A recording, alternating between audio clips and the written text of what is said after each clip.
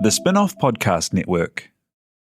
Are you making the most of your KiwiSaver investment? Generate is an award-winning KiwiSaver provider with a track record of strong long-term performance. Making a smart decision now could add tens of thousands of dollars by the time you reach retirement. Book a no-obligation chat with a Generate KiwiSaver advisor today at generatekiwisaver.co.nz/get-advice. A copy of the product disclosure statement is available at generatekiwisaver.co.nz. The issuer of the scheme is Generate Investment Management Limited, and of course, past performance does not guarantee future returns.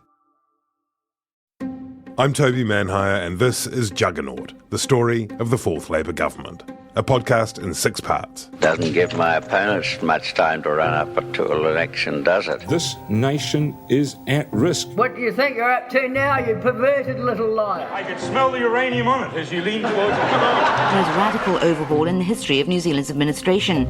Juggernaut, the story of the Fourth Labour Government, made with the support of New Zealand On Air. Listen now on The Spin-off or wherever you get your podcasts.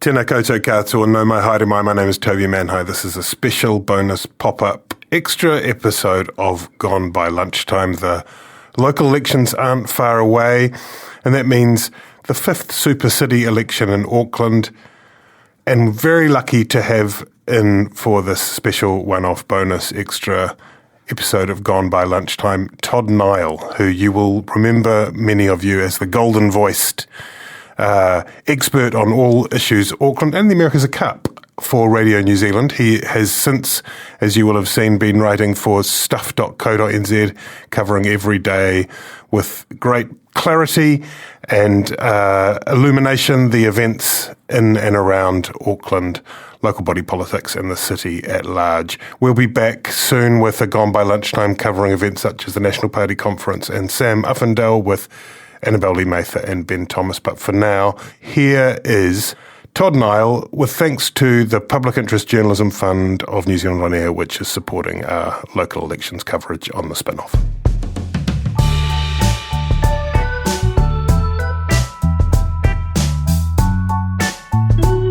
Tēnā koe, Todd Niall. Thank you very much for coming in to talk to us. My pleasure. We are speaking on Wednesday, the 10th of August, so there's 2 days. We're speaking just sort of in the morning, so I think it's noon on Friday that nominations close, and it's also the moment when people need to be properly enrolled in order that they can vote via post. So PSA, everyone should do that. This is the Super City election number 5, I think. How many of those have you covered? Oh, well, I've done them all. I kind of got into, the first one, the inaugural one in 2010, which was the classic Len Brown on the left, John Banks on the right. And, because it was the start of the Super City, it was a pretty important one. It would set the direction which way the council would go potentially. So that was a fascinating battle that Len Brown, with his Labour sort of background, won pretty comfortably in the end. That was before John Banks got back into central politics, wasn't it? Or before the Kim.com years, one of the various kind of iterations of John Banks. Yes, he'd come out of being the mayor of the old Auckland city at that point, up to that election, and that was the end of his local body career. And casting forward to 2022, how does this one compare with those other ones that you've covered for Radio New Zealand and Stuff more recently? Yeah, so this one is fascinatingly completely different. There's been 3 elections where there hasn't been anyone in the chair. There was obviously the first one, the Banks-Brown one. There was 2016 where Len Brown stepped out and Phil Goff came in, so that was an open contest. And this is an open contest as well. The difference is that previously there's always been an incumbent who looked safe, and you pretty well wouldn't ever have a bet against Brown or Goff in any of those past elections. Now it's not quite so hard to read because you don't have an absolute standout candidate. You can go, well, look, it's going to be this person unless. I mean, Efeso Collins in the polls that have been published with his Labour and Green Party endorsement kind of is marginally in front. Yeah. But, there's 4, potentially 5 in the field. Certainly the top 4, according to the polling, there's not that much between them. And so it's the hardest one to read, I think, of all of them. Let's go through some of those candidates. Efeso Collins is the only one, I think, who's a sitting councillor. So in a sense, he has a version of incumbency there. The others are all coming from different directions. The polling you mention, we should say, which is Curia Polling, which is a reputable polling firm commissioned by Ratepayers Alliance, it's useful and instructive up to a point, but when we consider the low turnout and when we consider that the field is so split and the number of undecideds, it is a very open field, isn't it? Yeah, I mean, you can't really take anything from there have been 3 polls, the 2 Courier ones. Yeah. And then Wayne Brown commissioned his own one because he wanted to zoom in on the people who were likely to vote. Might be getting ahead of myself, but Wayne Brown is after what he calls the 50-plus property owner, who tend to be the ones who vote most strongly. So he's not courting the youth vote, which he thinks may or may not vote. But his poll came out pretty much the same as well. Efeso Collins slightly out in front, Leo Molloy close second, Wayne Brown close third, Viv Beck, the centre-right endorsed one, still in there quite close fourth. But they're small samples, and with a low turnout and this weird world we're living in at the moment, who knows what it's all going to mean. And we was going to get to this later, but it's worth just pointing out that the electoral system in the Auckland mayoralty race, unlike some others, for example, Wellington's, is a first-past-the-post race, and that matters in terms of that field, doesn't it? Yeah, it's your classic first-past-the-post election. So, how the vote splits is important. You could become the mayor with quite a small percentage of the eligible vote, depending on turnout. But if you're first across the line, that's it. It could be. I mean, I was trying to sort of work my way through it yesterday, and it is plausible that you could win the mayoralty with something like 10% of eligible voters support, which is extraordinary, really, isn't it? It is, but you're working from that very low base of turnout that, since I think it was about 50% in the inaugural 2010 election, and it's kind of drifted off since then to 35% last time, which is a bit of an indictment, really, but an indictment on who? Yeah. Look, let's talk about that field then. Efeso Collins will go with first because he is in that tight field, slightly ahead in all of those polls. He is an incumbent councillor. He is the endorsed candidate from Labour, which took a bit of wrangling by the sounds of things. There was a bit of reluctance, but also the Greens. That endorsement by Labour is important. It sends a signal. So, for people who have those strong party affiliations, and they count particularly in Auckland, in the south and west, it sends a clear signal that, if that's your brand, this is your candidate to kind of think about. It also is important because Labour and the Greens have quite what they call when the ground game comes along. They've got people on the ground who can, do the phone outs, do the door knocking, and that is probably going to be an advantage to them to have a big team on the ground. But at the same time, it also exposes you to those arguments that the rivals have as well. Well, you're the government's man. This is the sort of thing that Phil Goff has had quite a lot. You're not going to do anything that upsets the government. Yes, I notice that Leo Molloy has recently been running advertisements saying get rid of Labour. There is if there's something in the wind that is opposed to the Labour Party, then they'll try and pin that his opponents on Efeso Collins. And it's something that Collins is aware of, and he tries to counter. I mean, he's pointed out, for example, that he was against the regional fuel tax, which was a Phil Goff, Labour-led, government-driven thing that came out, that he was against it. So you can't, he says, just because I'm Labour doesn't mean I agree with everything that Labour does. And his opposition to that was on the basis of the impact it would have on struggling families, really, who would be hit the hardest when they had to commute across town and didn't have public transport alternatives. Yeah, it's a fixed tax, so it means more to people who've got less to spend. But it's interestingly with his broader approach, which I think at the debate that you and I were both at the Debating Society held event at Auckland University recently, he went so far as to say, my campaign is all about climate change, which I thought was quite striking. Yeah, so he's in an interesting position, as you say, because he's a sitting councillor of 2 terms. He's in that kind of incumbent, but he's trying to differentiate himself from some of the emphasis. But yeah, he has gone out strongly in those areas that you would expect, certainly, a Labour Green constituency to be interested in. Climate change is the biggest challenge that faces Auckland, like it or not. There are other things in there. And he's really hung his hat on. He is going to be, pursuing policies that tackle that and meet the pretty ambitious goals that the council that he has sat on has set. The free public transport was straight out of the gate, the sort of big banner promise that he made. Yeah, he's pushed that one hard. Leo Molloy's trying to claim that it was his idea, but when we get to Molloy, his position is not quite so clear. But that is the flagship policy for Efeso Collins. In that way, I think it's a deliberate campaign move to have 1 or 2 big ideas, and you just keep hammering your big ideas. That debate we went to, the answer to many of the questions was, free public transport fixes that. It fixes equity, it's climate change. This is his argument, that in many ways, having this one big policy deals to a lot of Auckland's issues, in the way that Len Brown campaigned strongly on the city rail link. So let's come to Leo Molloy. He is obviously someone who has made a lot of big headlines, some for reasons that could raise questions around his character, others that his supporters would say show him to have the necessarily kind of bulldozer mentality that you need to get things done in Auckland. What's it like covering somebody like Leo Molloy? He's an interesting character. I mean, the campaign approach and his natural personality. He's on the Phil Spector wall of sound sort of campaign. Yeah. I mean, it's all about the noise. It's being out there. It's being heard and being, even if people don't like you, as long as people are talking about you, he's winning is one of his lines.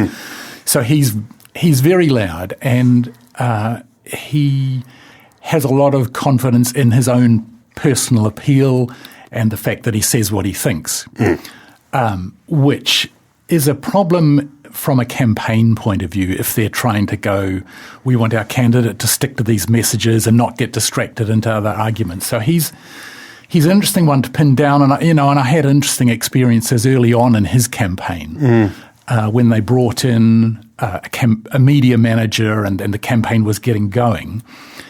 Leo liked to be able to do and say what he wanted to. Yeah. And at one point I was trying to talk to him because some of the things he was saying weren't clear. The media manager was saying, no, he's not going to talk to you. Send me the questions by email. We'll deal with it in writing. Doing the thing that political comms people do all day, every day. Yeah, and there was actually quite a bit of tension building up inside his team because, he thought Leo being Leo was the winning ingredient and the team weren't so convinced. And it even got to the point where I arranged to have a coffee with him, and that got nobbled as well. And that comms manager, Kate Cordy, has left the team now.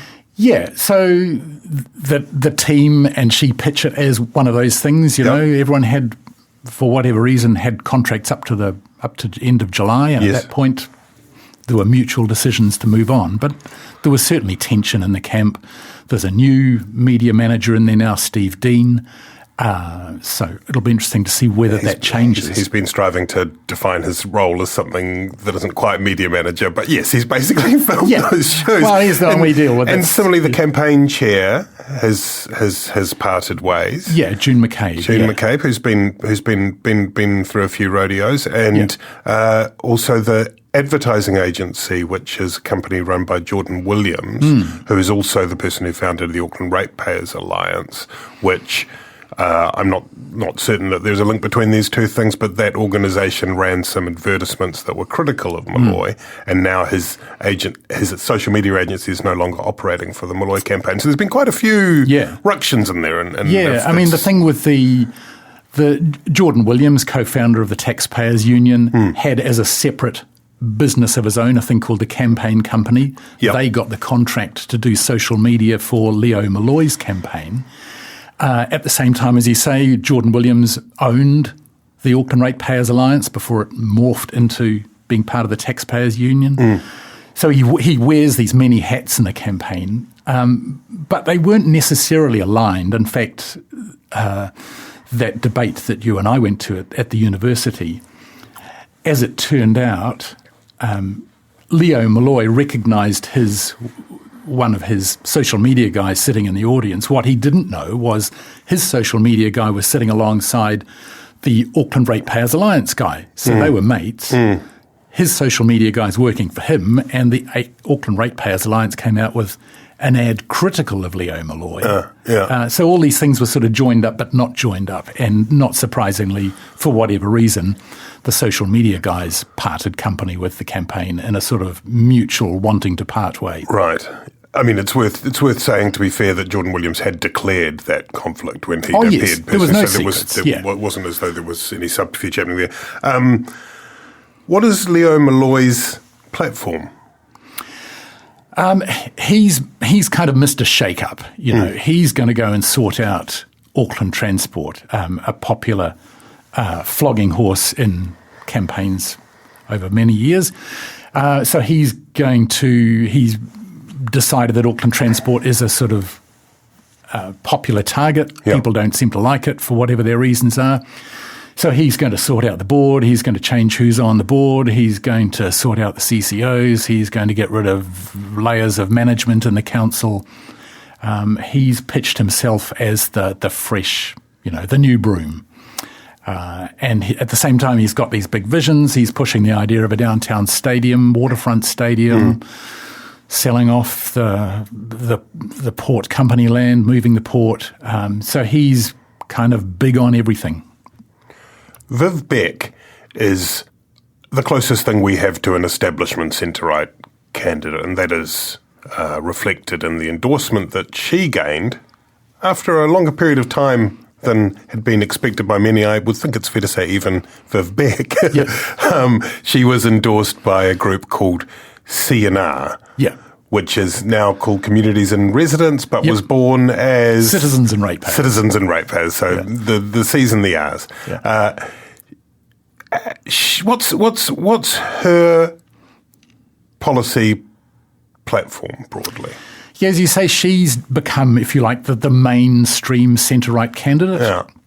She's got that CNR brand, which is, these are the same people at a local level who are involved with the National Party. Kind of a proxy is best there is for the National local Party. franchise, if you like, although it has its own history. But so the value of her endorsement is for people for whom that is their brand. She becomes, the candidate that they would want voters to look at. She has a kind of a down-the-middle policy on most things. Her transport policy is don't do the big light rail, but do lots more public transport in the form of more frequent bus routes, more rapid routes across the isthmus. Not the investment in cycling at the level that's proposed by the current council, but focusing cycling in certain areas around schools. So she's kind of, everything in moderation kind of candidate. Her background most recently is with Heart of the City, which is the Downtown Business Association. So she kind of is, as you say, that kind of moderate business centre-right voice versus perhaps Leo Molloy's more kind of entrepreneurial, dashing approach. How do you rate her performance? My perception is that she's starting to get a bit of mojo, insofar as I interviewed her quite early on, and I sort of wasn't even persuaded that she particularly wanted to do it. I slightly got the impression, I mean, I couldn't prove it. It was just an impression that, she'd been strongly encouraged to take this on, and the centre-right was looking for someone that they could put in there, and a bit like Vic Crone in a way. It felt like it's kind of you can be our guy. But then in that debate most recently, it sort of seemed like she'd started to get a bit of pace in her performance. What did you think? Yeah, no, absolutely. She started off very quietly and not insecure, but it didn't sound a confident or at home. Super cautious. Yeah, cautious, and when you moved away from, the city centre stuff, which has been her bread and butter for years, she kind of felt not very sure about what was going on.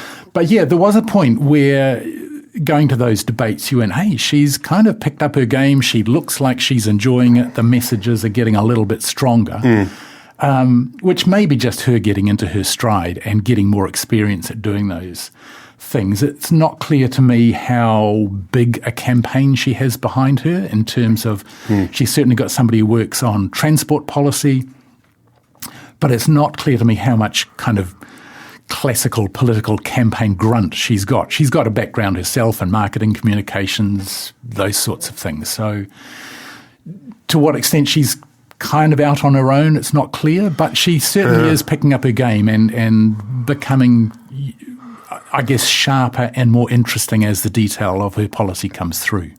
It's interesting, isn't it, that, we talk about it being the local analogue for the National Party, but you certainly don't get the impression that there's this big party machinery that's rolled into town with her. No. And CNR is not a big organisation, is it? It's genuine, feels proper local body kind of operation. Yeah, that's what I meant for her campaign, is the endorsement might be helpful, but it's not clear what else comes. I mean, I don't know that they have an army of people across Auckland, and I don't know that it necessarily brings big donors in the way that a Labour Party endorsement might.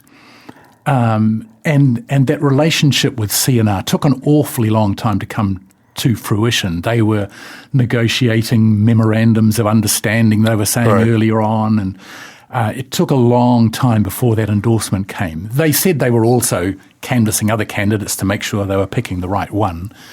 But yeah, it's a bit like, as you say, Vic Crone, everybody to do with the National Party turned up at her launch, MPs galore. Yeah. But then it looked like she was just kind of left to it on her own once the dishes were done.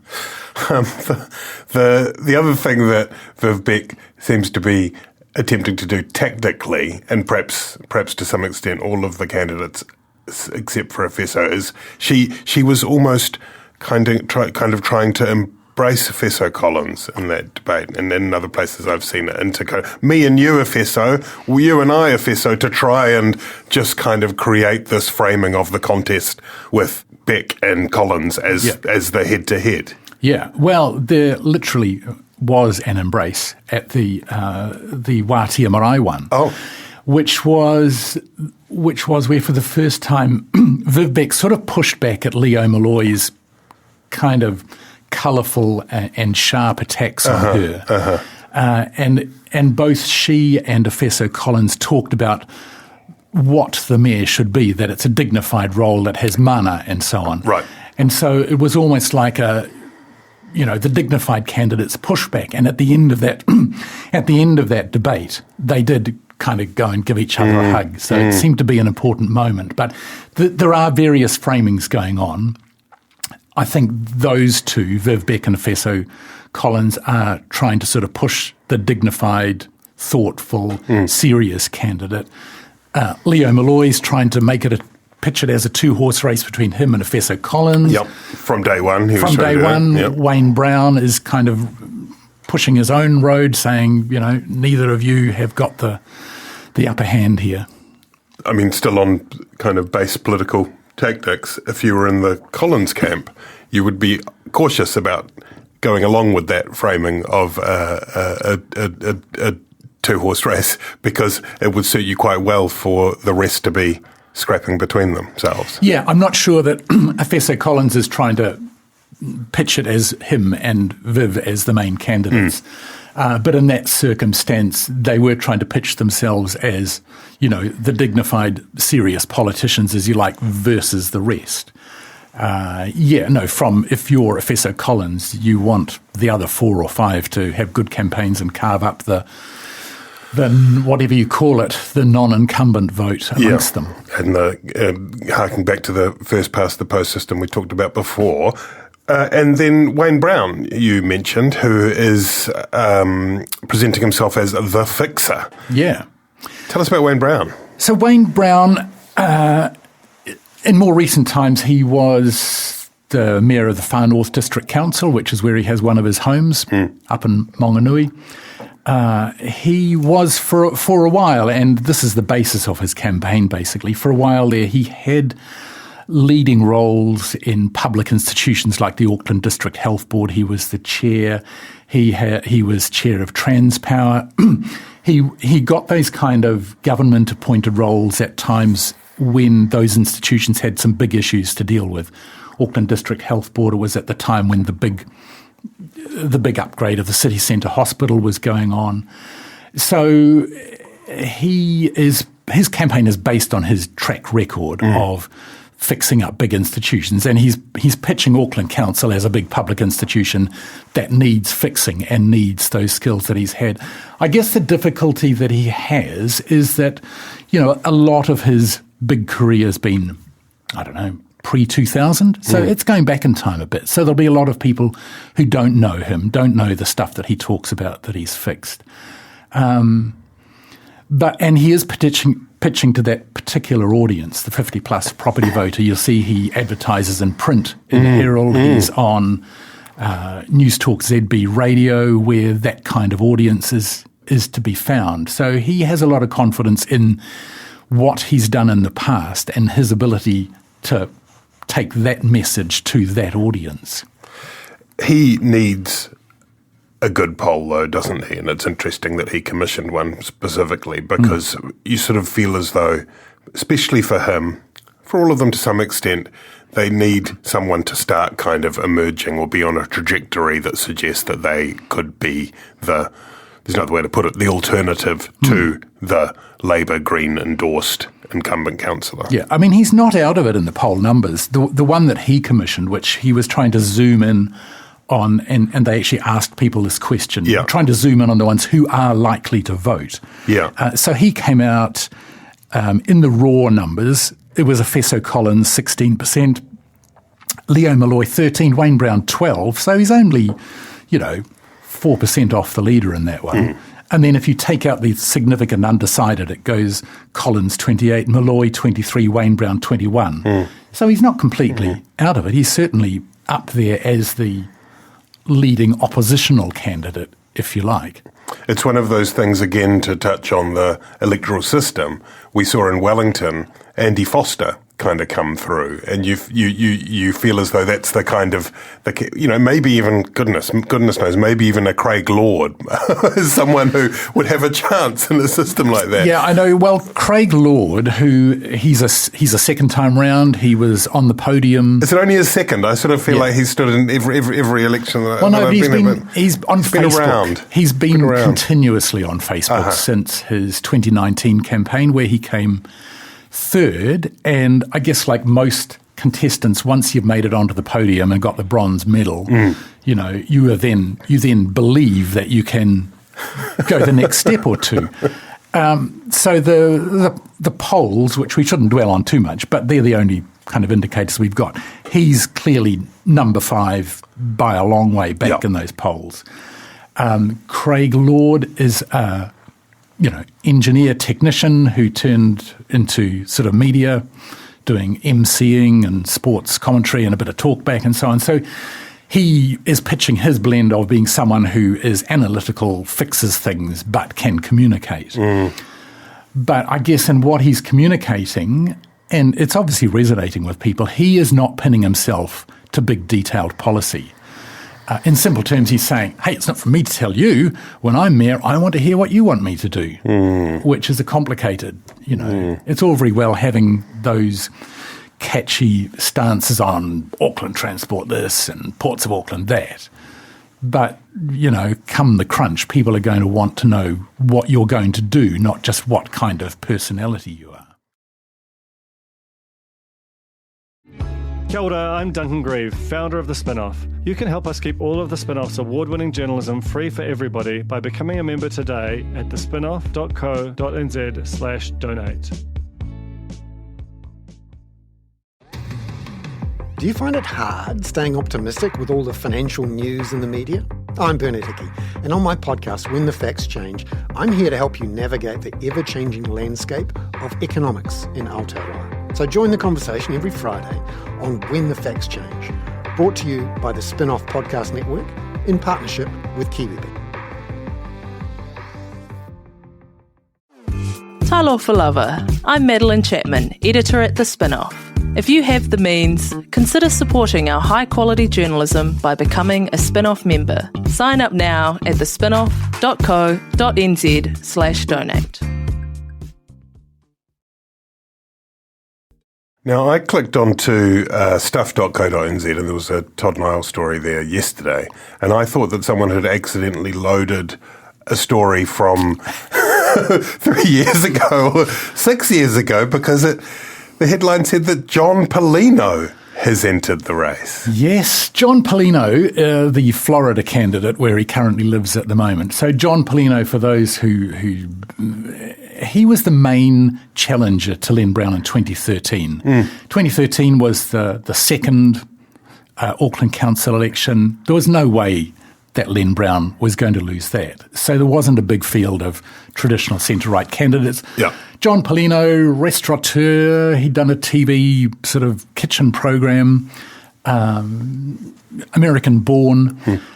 He effectively became the challenger and came a distant second to Len Brown, but, sort of like Craig Lord being on the podium, felt that was a platform to keep on going. He became most well known throughout the country. Immediately after the 23rd election, there was the Len Brown extramarital affair scandal, which had links to John Palino's campaign. Palino denied, a direct involvement, but Luigi Wiwiji, his Wiwiji, one of the famous names of New Zealand local body politics, had clearly been involved in efforts to try and get the release of the admission of this affair before election day, but it didn't quite happen. And Palino came back in 2016, he came back in 2019, but pulled out partway through the race, and shortly afterwards he and his family went to Florida. He says he's hoping to get back for campaigning, but it is an interesting concept. Don't ask me why. Did he come to you with that story, or did he put out a release? How did that, I've had a couple of emails from him over the past couple of months, just completely out of the blue, where he's wanted to pick up how I'd viewed policies that he'd had in the last election, just completely out of the blue. And then the most recent one I got said, not completely clearly, but suggested he was running for mayor again. And I confirmed that with him. And sure enough, on the latest update of candidates, there he was.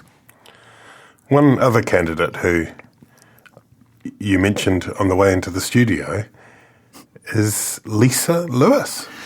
Yeah, I mean, you might have thought there was enough adult entertainment in the campaign already, but Lisa Lewis is a candidate.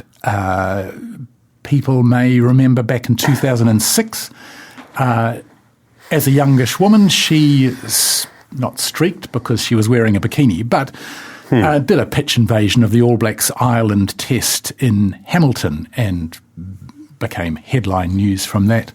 Since then, she's been involved in various bits of the adult industry, if you like, around Hamilton. And for some reason, she's decided to enter the Auckland mayoralty. She's sent us a copy of her candidate statement and her form. What her platform is, I don't know. Whether it's her campaign line, but one of her lines in her emails is, "Vote for me, you can cut the ribbon." And there's a sort of an adult entertainment level picture that comes with that. I see. So quite a strange moment for the Auckland mayoralty if you thought somebody from Florida was as strange as it would get.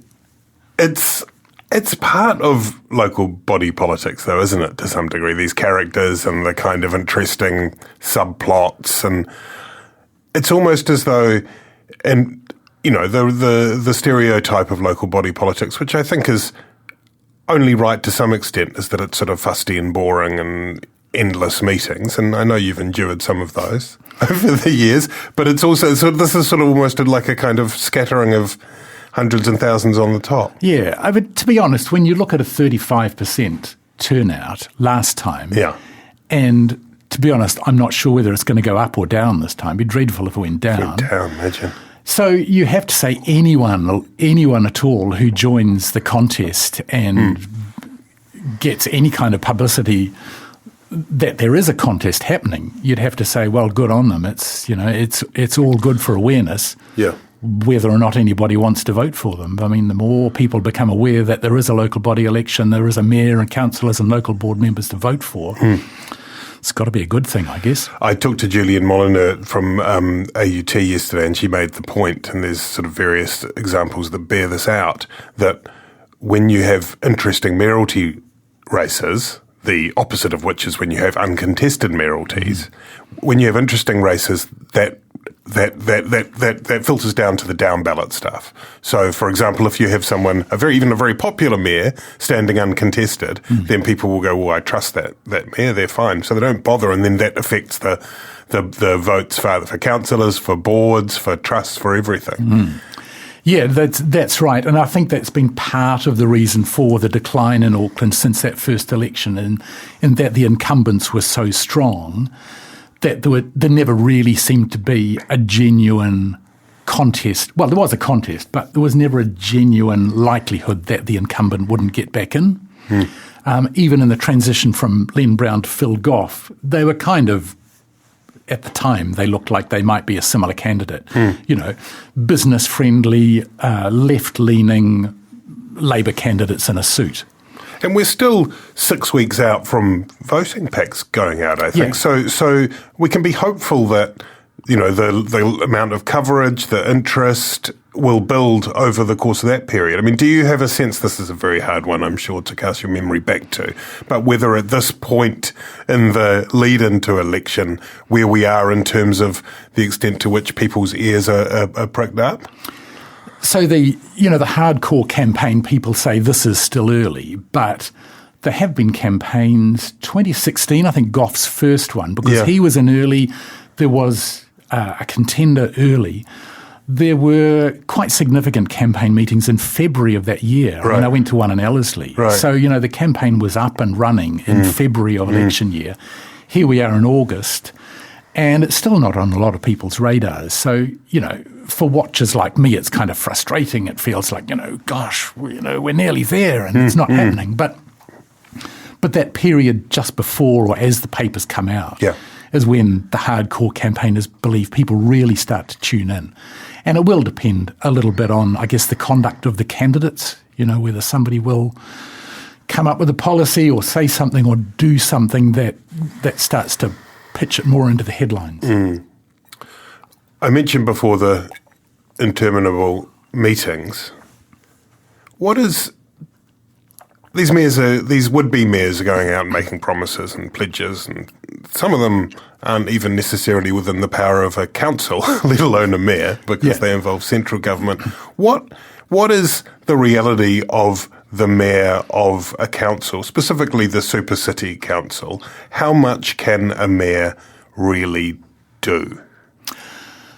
Well, quite a lot, but it's how they do it that counts. So the mayor, everyone says the mayor is just, he or she is one vote around the council table. When it comes to the crunch, that's right. But particularly the way the Auckland mayoralty is set up under that legislation, there's millions of dollars, up to $4 million, that it never gets spent for a mayoral office. The idea there was that the mayor could carry out research, could float ideas, could be a kind of a thinker for the city. Yeah. Why does that never get spent? I think because politicians, there's nothing a politician fears more than being pinged for, bad spending of public money, and that's certainly the case for Goff, who has taken, his staff used to pester us with why aren't you highlighting how little of his budget he's spending, as though it was a good thing. Might not be a good thing. So in the Auckland case also, the mayor presents the first proposal for the annual budget. So the mayor gets to shape that debate. There's a bit of consultation with councillors, but the mayor can set the direction of, well, this is the level of rates rise I'm comfortable with. These are the things that I think we should be doing. And generally that has held sway through the budget process. But it has to be a mayor who can influence and get a consensus of enough councillors around that council table. And it's something that Phil Goff didn't come to as naturally as Len Brown before with his longer local body experience. So what can a mayor do? Look at Len Brown, for example, the City Rail Link. He campaigned on it, the biggest, costliest, most transformative public transport project the country's ever seen. He campaigned on it. There was a roar of applause at the inauguration when he said, "We will build the inner city loop." He was up against a national-led government that was hostile to the idea. And essentially by the end of his first term, that was a happening thing, that project. The council pushed on, gradually got the government round, and so that, will be built in 2025. So a mayor focused and able to bring people around him can do an awful lot. And if you are elected on a big promise, that carries with it quite a lot of moral weight, doesn't it? I mean, that mandate has to be heard in Wellington as well. Yeah, it has to be heard. And it will be heard, whether they like it or not. So you need to be somebody who's not only got big ideas, but has got the ability to influence a government the way that Len Brown did with a government that was not naturally on his side. Phil Goff had the advantage that within a year of coming into office, there was a Labour Green government that he would have been part of had he not left it to become the Mayor of Auckland. So that's not necessarily been a good thing on everything, that he's had allegiances to what their government is doing that, take light rail, for example, may not have been in Auckland's best interests, but so the mayor does get heard in Wellington, but has to be able to deal with Wellington in a way that works. So, Todd Niall, you have been on the campaign trail already for, I guess, a couple of months. There's quite a few events. I imagine you have been getting home quite late on a lot of evenings.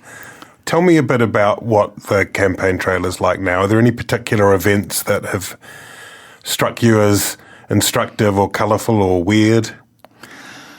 Not apart from the egg throwing at the University Debating Society one. So the actual mayoral debates themselves I've found frustrating because they are each time more or less the same. Sometimes puzzling because the candidates put out a policy and not really talked to it at the debate. It almost felt like they're going through the motions in a way. Right. Bearing in mind that these are small meetings, but these are the meetings that the media go to and report to the wider public. So I'm still kind of waiting for something to happen, someone to break free, if you like. You mentioned to me earlier that you went to this event in Warkworth. Was that a campaign event, or was that the Warkworth meeting was a kind of a side trip, if you like, because it involved two council candidates. There was a meeting in Warkworth a couple of weeks ago from a new group called Unify NZ. Right. And its purpose was to inform people about issues, and those issues were on the night a speaker from Hobson's Pledge, who are against co-governance and so on. The theme of the meeting was democracy, not co-governance. So there was Hobson's Pledge, there was a speaker from Groundswell, the farmers' movement against all sorts of things. And the third speaker was Albany Ward Councillor John Watson. The MC for the meeting was Rodney Ward Councillor Greg Sayers in his home patch. And I guess I was intrigued in what looked like a meeting that is part of this, I don't like to say Trumpian because it's too simple, but part of this kind of movement that seems to be happening. Sort of freedom movement as it casts itself. All of those slogans, and what were two councillors doing in it. And I've come away not quite sure what was going on. John Watson, who sits on a body called the Hauraki Gulf Forum, did quite a strident speech critical of the co-governance element of that, the fact that he'd said things which had resulted in him having a code of conduct complaint against him in the council. Greg Sayers was a completely neutral MC, but it was interesting that these people were prepared to be seen within this group.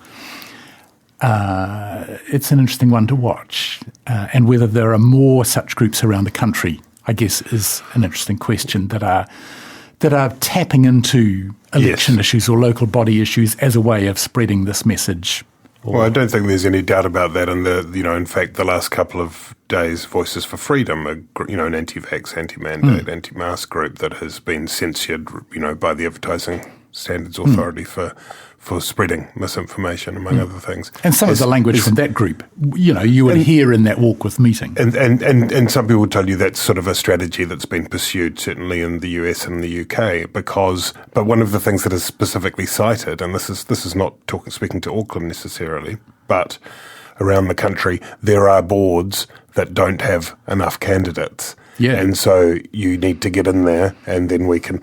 Now, it's a tricky one, isn't it? Because elections are, the epitome of democracy to some degree. Not all of democracy, but a critical part of it.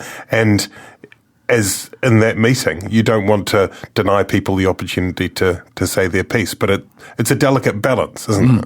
Because the strident nature of some of those groups may, rather than engaging people into politics, may be scaring people off. If you look at the numbers, and local government NZ had quite a push midweek to try and hammer home that nominations are down. People are not signing up or putting themselves forward for election in the numbers that they have in the past, particularly at the entry level, that community board, or as we call it in Auckland, local board level. The last numbers I saw for Auckland, I think it's going up, and there's always a rush at the end, but, same period in the period, I think 87 nominations versus 137 3 years ago. And the big drop-off was at that community board level. So is it that people are wary of putting themselves into that environment where there is hostility about issues they're going to be dealing with? Is it partly, coming out of COVID that people have just got other things that they're focusing on? But it's an interesting discussion point as to why people aren't signing up in the same way that they were 3 years ago. Absolutely. And there is, DHBs aren't on the ballots this year, but it's pretty hard to find anyone who would defend the DHB model, the elected model, in anything but theory, like it was a terrific theory, but in the end, and how many people were voting in a dreadful challenge way. For voters, where it was STVs, so you didn't just tick the candidates you wanted, you had to rank them, and just enormously challenging. And I think a lot of people, I can't remember the numbers, but a lot of people just didn't go that far down the ballot paper, got to the health board and too hard.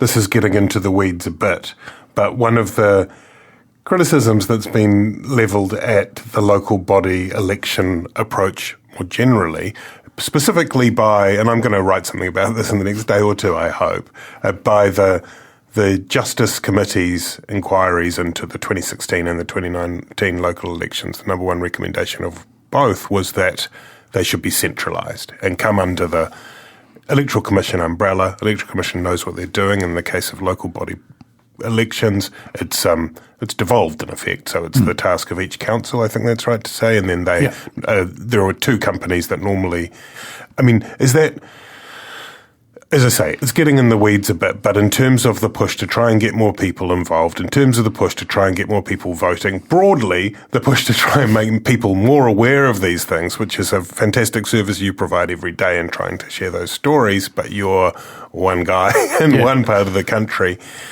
Do you think that is a piece of the puzzle? Do you have a view on that? Something's got to change. I'm not 100% what all the bits are that have to change. I'm not sure that postal voting as the only form of voting for local body really has a future. There's all the anecdotes about there being one or two generations now who never posted a letter. You've got to fill your form out. You've got to find somewhere to post it. There's fewer postal boxes. As you say, part of the promotion work is done by the Electoral Commission, but there's a point, I think it's this weekend, where from there on, the conduct and the promotion of the election falls to the local councils. You're then in a position, Auckland still, putting, I think, $4 or $5 million into it, not quite as much as they used to. They're under financial pressure. So, you have an election that may not be promoted in the same way that it was in the past. There's that other debate about whether, big party labels should be used by candidates. But, I would hope that Auckland can't fall below 35%, but it is possible. And if it is, then it's a real, it's a real sign that something's got to change in a city as big with the issues that Auckland has, that, maybe less than a third of people can bother to vote. Thank you very much, Todd Niall. Todd is writing pretty much every day, often multiple times every day, on stuff.co.nz on all matters relating to Auckland, but right now a lot to do with the election fast approaching. So a must read. Very, very good to have you in here. Thank you so much, Todd. Thanks, Toby.